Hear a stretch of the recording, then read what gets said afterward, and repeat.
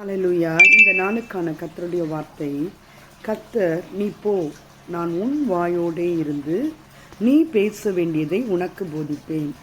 யாத்ராகமம் 4:12. ஆம், மோசேயை இஸ்ரவேல் ஜனங்கள் அடிமைத்தனத்தில் இருந்து கூக்குரலிடும் பொழுது அவர்களை அழைத்து வரும்படியாக அனுப்புகின்ற இந்த மோசே கர்த்தரிடத்தில் சொல்கின்றார், நான் திக்குவாயன், என்னால் பேச முடியாது, மந்த நாவை உடையவன் என்று சொல்லுகிறார். நாம் கூட சில நேரங்களில் எனக்கு ப்ரெசன்ஸ் ஆஃப் மைண்ட் இல்லை, எனக்கு என்ன பேசுறதுன்னு தெரியாது, எனக்கு ஒன்றும் வேர்ட்ஸ் உடனே வராது, இப்படிலாம் சொல்கிறோமா? நம்முடைய காரியங்களை கூட எடுத்து செய்ய தைரியம் இல்லாத பிள்ளைகளாக இருக்கின்றோமா? இந்த நாளில் கர்த்தர் உங்கள் ஒவ்வொருவரையும் பலப்படுத்துகின்ற ஆவியினால் நிரப்பி கொண்டிருக்கின்றார். ஆம் தேவனுடைய பிள்ளைகளே, இந்த நாளில் கர்த்தர் சொல்லுகின்றார், நீ போ, நான் உன் வாயோடே இருந்து. ஆமென்.